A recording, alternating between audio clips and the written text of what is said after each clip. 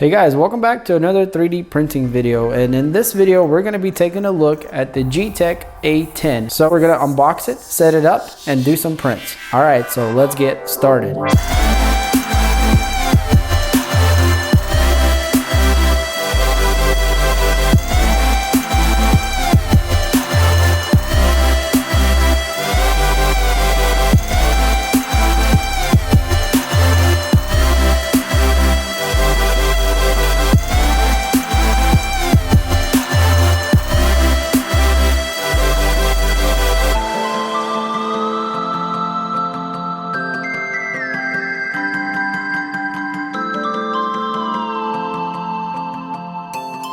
Alright, so I got this printer a while back and I've never opened it because I never had a chance to. And the box is actually quite large than you would expect. So here's the dimension in centimeters, and it weighs around 20 pounds, so not too heavy. Alright, so I already cut the tape. Let's go ahead and open it up. So let's see what's inside.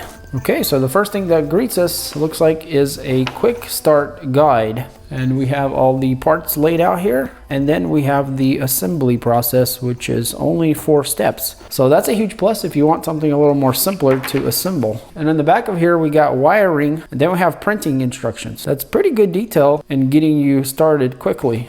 All right, so we got a soft layer foam on top. And I'm not sure if we're upside down or not, but the printer is upside down. That's interesting. There is a pocket right here. Okay, so we do have the control screen. And this looks like one of those older kind where more of the budget printers had. And the back is exposed. And we do have the full SD card slot right in the back of here. And it's a full one. That's awesome, I like that. And we do have the branding here, something in Chinese and then A10. All right, so I guess let's go ahead and try to pull this guy out. So this is probably going to be okay. So that comes out really easy, actually. All right, well, it appears to be that everything is pre-built. This printer really reminds me of the Ender 3, the way it's set up. All right, so let's keep going down. So we got this hard styrofoam layer here, and under that you guys can see we have all the other pieces. So let's go ahead and see what's over here in the middle. The US type power cord, a bag of some parts, and our SD card and hardware. Another bag of looks like our filament holder, some trim accent, our USB connecting cable, and some PLA filament. It also looks like we get a mouse pad, kind of like a little gift. All right, so here we have the power supply, and it's already pre-built here with this bottom section, and it's all covered up, all the connectors. That makes it really nice. So this is a 24 volt, 15 amp power supply, and it is fused with the switch. All right, and our last piece looks like the gantry, and it's already pre-built. So it's nice that everything is pre-built, so all we have to do is put it together. All right, and that is everything for the box. All right, guys, so let's take a closer look here at the base. Now, the first thing that's kind of interesting to me is that the build platform here is actually appears to be a glass that has a coating on it. So there are a few clips around that are holding it down. Let's take a closer look at it. So they call it the Geeetech super plate. So if you guys can see maybe, but it has like these little pores in it. And the way this thing works is that whenever it heats up, grabs the filament, and then when it cools off, it pops off. So it's really cool that they have this technology here. And by the way, on the back of it, it looks like we have a sticker here. So I guess they want us to stick this to the aluminum. So we'll do that, but we're gonna do it towards the end because you don't want to get any kind of grease or dirt on the plate. All right, so the first thing I want to do is I want to take this little cover off here so we can see what's inside. And to do that, we're going to need some tools. Let's go ahead and check out everything that's in here. So we have the spool holder, some zip ties, looks like an extra PTFE tubing, some blue trimming, hardware bolts to put the printer together, USB cable to connect from the printer to the computer, and some test filament in PLA that is white. But what we're looking for are these tools. So we get, looks like some kind of tools to clean out the nozzle, just in case you get a jam, I guess. A pretty large wrench, a smaller wrench, 4 Allen wrenches, and an extra nozzle that's a 0.4 diameter. All right, so it looks like there's 1, 2, 3 bolts. I think that's it, and this cover should come off. All right, so it looks like that's exactly what's happening. So now that the cover is off, we can kind of see what is inside here. So there is our main chip right there. I don't know if you guys can tell what that says or not, but we do have removable stepper drivers for the motors. And there's 1, 2, 3, and our fourth one over here for the extruder, looks like. And they are heat sinks, so that's good. But yeah, overall it looks like a really clean board, and everything is organized very well in here and seems to be quite high quality. And we do have a little fan that blows in there that cools off the heat sinks. All right, well, hopefully that was helpful to somebody. So I'm gonna go ahead and put this cover back on. And before I do, let's take a look at what it says on here. So it's a A10, weighs 7.2 kilograms, made for PLA filament, 360 watts machine. And there's the manufacturing date of 2018. So as you can see, guys, it's a couple years old. And most importantly, our print size is 220 by 220 by 260. So yeah, guys, as I said earlier, this printer reminds me of the Ender 3 quite a lot. It's just the way it's set up and laid out. All right, I put the cover back. So the first thing we need to do is we need to check, make sure the printer is sitting level. So it does have these really nice squishy feet. So it appears to be pretty solid. If you do need to adjust your frame, what you're going to do is loosen these 2 bolts on each side of the frame, lay it flat, and then tighten them back up. But in any case, we still need to go ahead and check them, because a lot of times they are not tight enough. And you want everything to be really solid.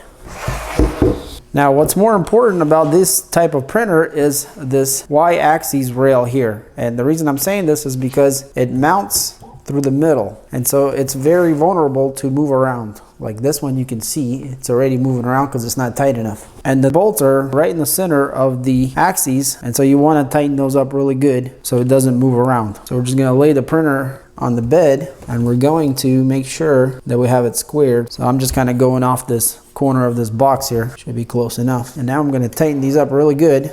Okay, yeah, these were definitely loose. So now my frame is solid and straight. Now the next thing you want to do, the rollers on the bed. And just by sitting upside down here, we can see that the bed is loose because everything is moving. And the way the rollers adjust is that there's 2 rollers that are stationary and 2 of them are adjustable. And what those are just eccentric nuts. So when you spin it, it gets closer and farther away, so it adjusts the roller. And the interesting part is the 2 wrenches that they included, none of them are needed for this process, which I'm not even sure what these are for, but there was no correct size wrench for the eccentric nut. So I grabbed my own wrench, which is a 10 millimeter, and that fits the eccentric nut perfectly. And so we're going to turn the nut where it tightens up or pushes the wheel closer to the channel. And basically what we're going to do is we're going to try to make these as loose as possible while still not having to wobble. And one way you want to check this, if you grab a wheel and you spin it and it has a little bit of friction on it, that's about the right tension.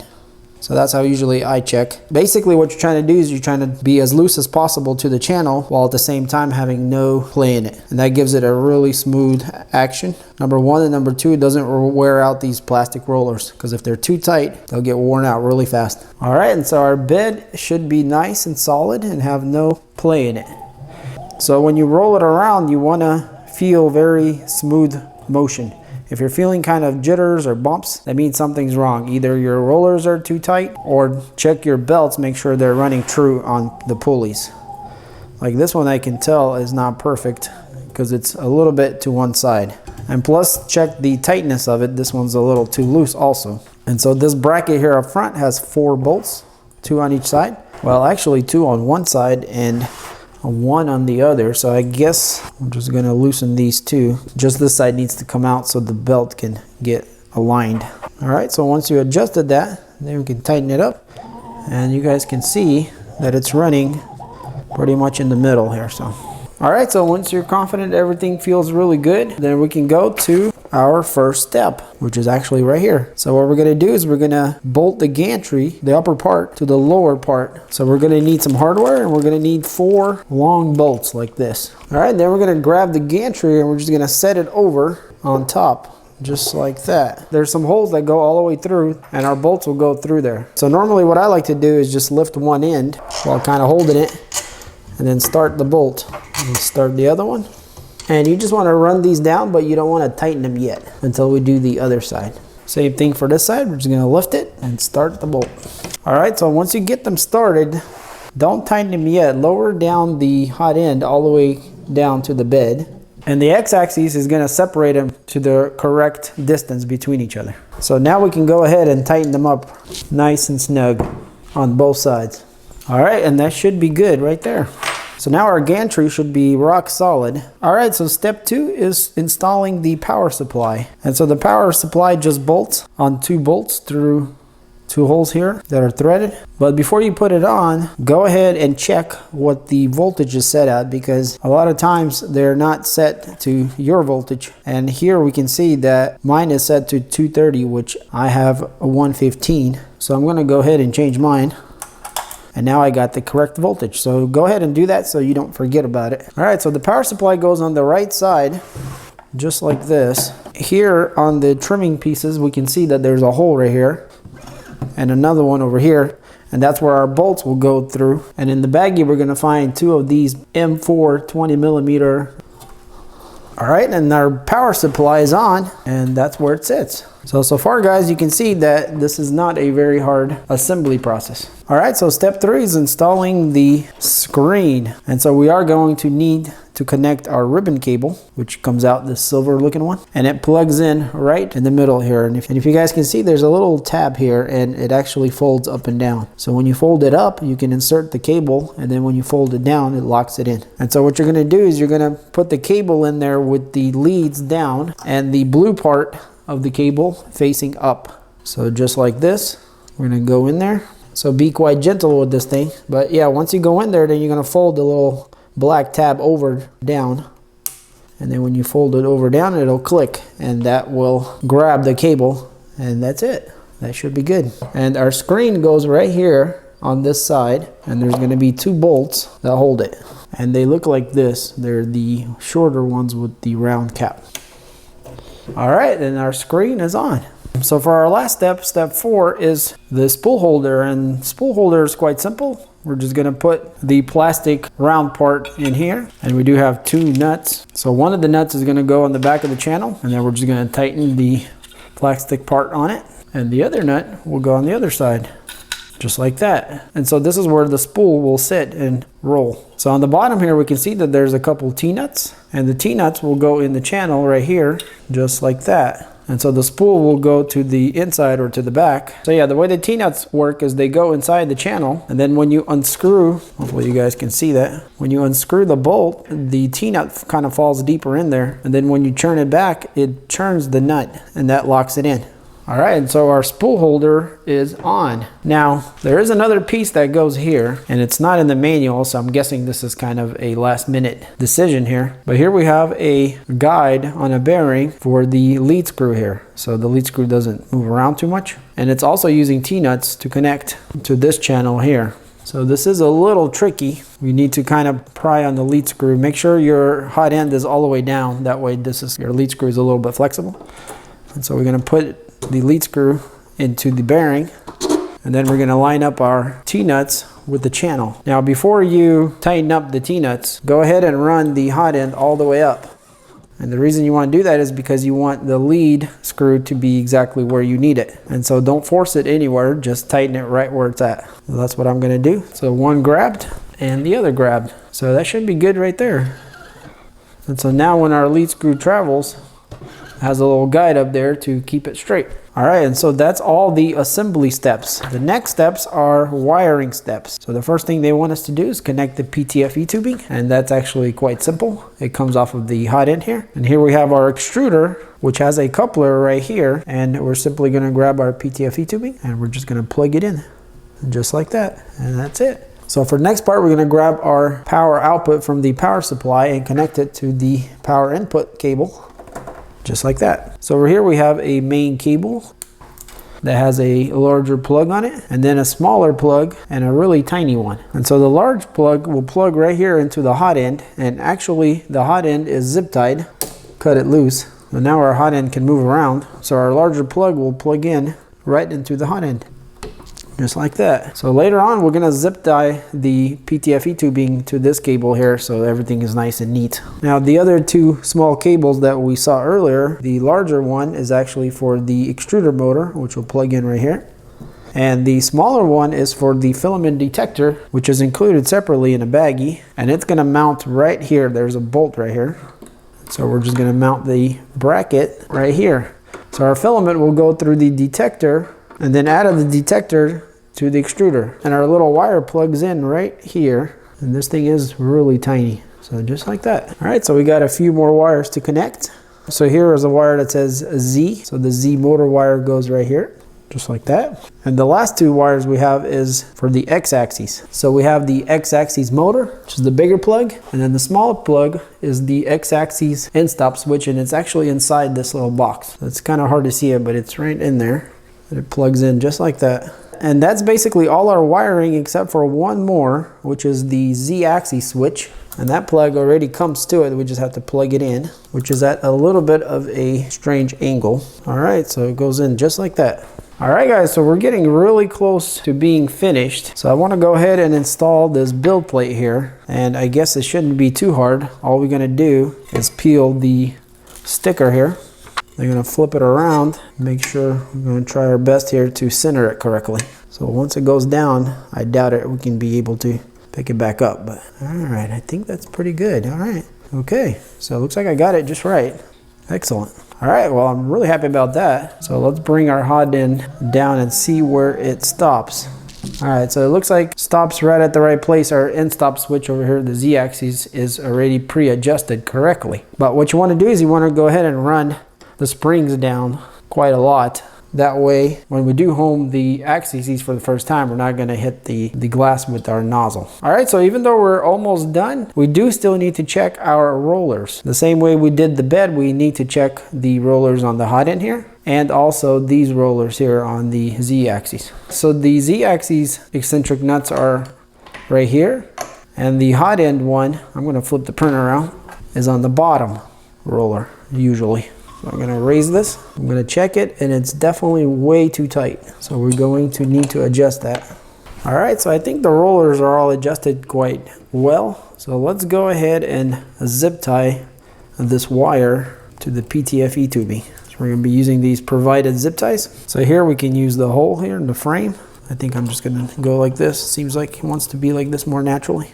All right, so there should be plenty of room here to use the extruder. Clip off the extras.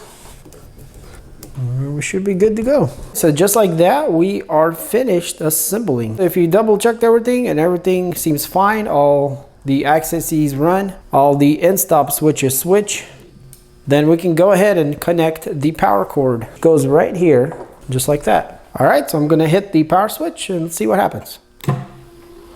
Okay, so we have power and the screen booted up here. All right, so here we can see the screen and the kind of type it is. So this is a older style, but still, you know, everything is readable quite nice and makes sense. So there is a little protective plastic that we haven't peeled off, so I'm gonna go ahead and take that off. All right, so let's try to use this. So if we click on it, you guys can see we can choose different things. So let's go to prepare. Out of home is what we need. So I'm gonna go ahead and click this out of home, and we'll see, make sure everything goes where it's supposed to.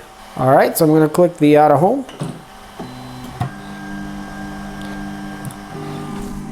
All right, so that looks good. So below the out of home, there is an option called level corners. So this is to level the bed. So I guess we can go ahead and do that. So I'm gonna use this piece of paper from the sticker of the bed. All right, guys, so the outer leveling or the assisted leveling to the corners doesn't work. Something's wrong with it in any case. It doesn't do what it's supposed to. What we're gonna do is we're just gonna out of home it.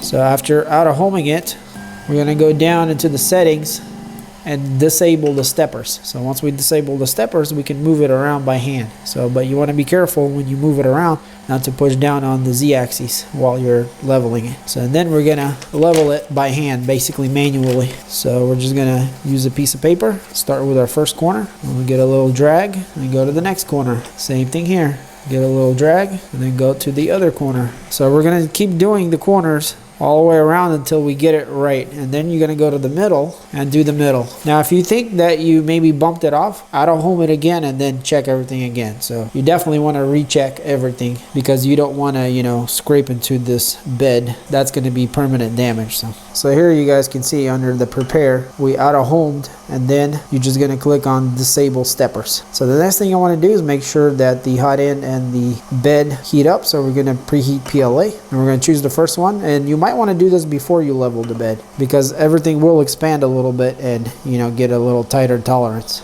So let's go ahead and install the provided SD card. So it goes in here on the side, upside down looks like, and it says no SD card, but if we click on it, okay, so I think the printer cannot read the card on its own. You have to refresh it, and the only way to do that is either to click this little reset button right here underneath the knob, or turn the printer on and off. So I'm going to go ahead and click the reset.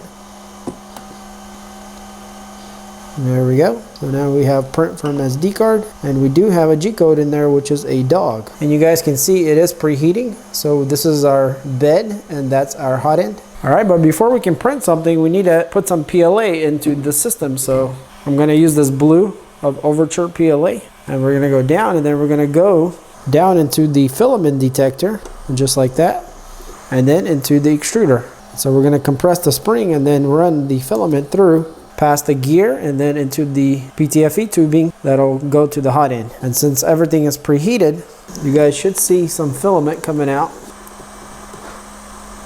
And there it goes.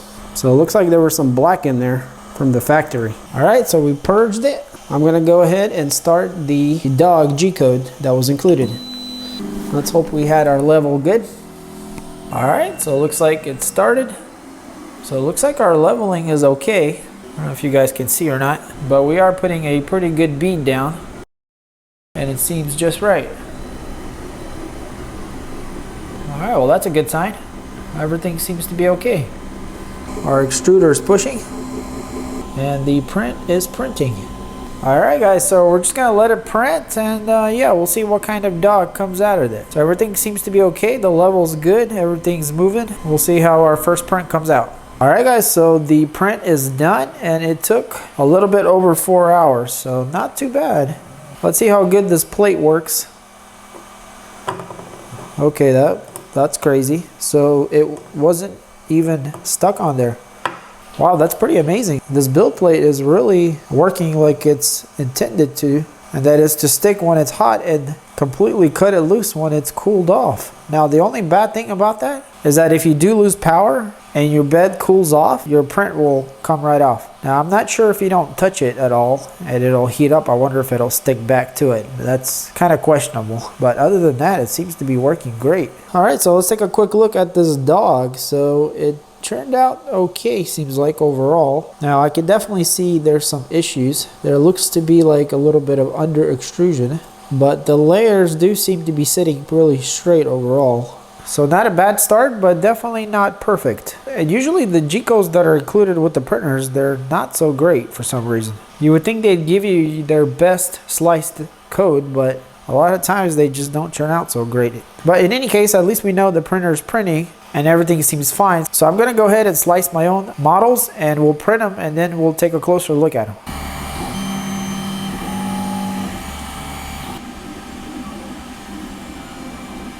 All right, so we printed quite a few models here, and the printer did very well, but I did find a few issues, and we'll talk about them here in a second. All right, so we've looked at the dog. Let's go ahead and look at this benchy. Now, the benchy turned out very, very well. So this is black filament, and on black, you can see everything very precisely, and it's quite rare when 3D printers can print this good, the benchy. So this surprised me for sure, and definitely reminded me of the Ender 3. So the Ender 3 has this kind of precision. Now we do still have vibrations in the print, and you can kind of see those diagonal lines. So installing some TL smoothers will make that go away. So after the benchy, I wanted to print out this octopus, and actually in a larger format. It's scaled up, I think, to 150% size, and as you can see, guys, he is, or she, I guess, is missing all her legs. And for some odd reason, whenever I scaled it, I think it sunk into the build plate, which deleted some of the structures underneath and made all the legs basically come loose. So I'll show you all those in a second, but let's go ahead and look at this print. So overall, if you notice that the print quality itself is very good. Now we do have a line right here, which is a shift, and this trend will continue. There will be shifting in the print. So wherever it's straight, it's great. Now another problem is, if you guys look here below, you can see like there's under extrusion, there's cracks. And I didn't notice it on this print, so I printed more before I realized what was the problem. And we'll get to that in a second. But what I wanted to show you guys are all the legs from the octopus, all the pieces. So they're basically just a bunch of little pieces. So what I noticed is when it's printing right, it's printing very well. So after that, I printed this frog. Now the frog overall turned out very well also. This was a rainbow filament, which started out green, but pretty much was just, I guess, a yellow gold from there. And the frog is printed very well. And you guys can see the overhangs here is excellent also. Usually there's problems with overhangs, so cooling is great on this thing. And if we look at the top of the frog, we can see everything is very uniform and beautiful. But there are issues. There's still layering kind of in some areas. And also there's under extrusion, kind of hard to see, but there's a line right through there. And you can kind of tell on his body, maybe, the under extrusion lines going through. And also, unfortunately, one of his feet fell off while it was printing, and I kind of taped it down so it could continue. So that's why that looks a little funny over here. But this frog made me realize that there was a problem. And so the problem was actually this filament detector. So because it has a small hole here, and it's all made out of plastic, what was happening is when the filament was running down to it, it was rubbing on it too hard and it was binding. And as it was binding, it was causing the under extrusion. And so what I did for the next prints is I just inserted a piece of filament in there just to make it think that there's filament, and I ran it straight to the extruder. And after that, I didn't have any more problems with under extruding. But I still had another problem, which was the offsets or misalignment, I guess, kind of like here you can see there's like a little bump. And I realized that that was actually the design flaw. So this printer, I guess it's an earlier version. I think the newer ones probably are not like this. If you guys can see all the rollers, they have single bearings, every single roller. So there's like a really big empty space in there. So this right here moves around quite easily. Even if you make it really tight, the bearing jumps around inside the roller. So that's kind of a poor design and causing the print head to shift a little bit, especially whenever this thing's running around and this cord is pulling on it here and there as it's running around in the PTFE tubing. It's causing it to flex a little bit, making the shifts. So I didn't get rid of my shifting issues, but I did get rid of the under extrusion issues. And so this is where I printed boat here. I think it's called Simple Boat. And you guys can see the quality is quite nice. So even our bottom looks awesome. And by the way, speaking of bottoms, this super plate works amazingly well. Each print popped off so easily after it cooled down, like no issues whatsoever. So I really like this super plate that Geeetech has. And if we look here at the Simple Boat, we can see the quality of the details are really nice.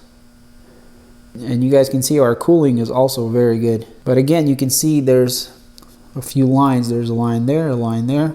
And those are shifts. And so that leads us to the last print, which I haven't taken off the bed yet. And this is one layer spiralized. So it's very fragile. So let's go ahead and see how easy it comes off. So there it goes. It just barely touched it and it came off. And you guys that have been printing, you know that something this delicate is never easy to take off a bed. Unless you have something like this super plate that works so well. And we can see our bottom is just perfect. Very nice print. And so this is a single layer all the way around, so we can really see how the layers sit. And you guys can kind of see that there is some stepping a little bit, but overall, I mean, it's quite smooth, but I wouldn't say it's that good. And as we go up, we can see there's more layering. And the funny part is there's no layering here, but if we go to the other side, there's layering here. Same thing for the top here. You guys can see that layer there. If we go to the other side, it's nice and clean here. So I think my theory is correct. Whenever this thing's moving around, these cables pull on the hot end just a little bit, causing it to move just a very small fraction because there's play in these rollers, causing these offset layers. But overall, when it works right, it prints very, very good. I would actually say it might print a little better than the Ender 3 out of the box. So because this is quite an older model, I'm hoping that Geeetech upgraded the A10 to have the dual bearings in all their rollers. And that filament detector, that definitely needs to be addressed in some other way. Maybe taking it off the bracket and just letting it hang there would be a better idea. But technically you could just not use it. But what's the point of having it in the first place? And there is one issue that the original Ender 3 also has. There's a fan right here and it's sucking air in. When you're purging or just having little pieces of filament falling off, it's going to get sucked into this fan here or jammed into there and then be forced kind of into the electronics. So I guess you could print a little cover here that kind of sucks air from the side. I didn't really find it to be a huge issue because most of the time the bed is covering it anyway, like this. But it could be one, so I feel like that could be designed a little different. So overall, guys, I would say that this printer has a lot of potential. So with some little upgrades like these rollers here, so you could just buy a set of bearings and then add them to the rollers. That would fix that problem. And also maybe adding TL smoothers will also improve the print quality even more. But overall, this is a great value. It's quite friendly, not too hard to assemble, so pretty good machine for beginners. And as much as this printer is not perfect, I will say that this is probably one of the best print quality potential printers out there. It does need mods, but with those mods, it could become kind of like the Ender 3 where it has very high quality prints. Alright guys, well hopefully you enjoyed this video. If you want to pick up an A10 for yourself, I'll have some links in the description, so check that out. And if you like this video, then hit that like button. And if you enjoy videos like this, I got a lot more 3D printing stuff coming up. So hit that subscribe button if you're not subscribed. And as always guys, thanks for watching, and I'll see you on the next one. Peace.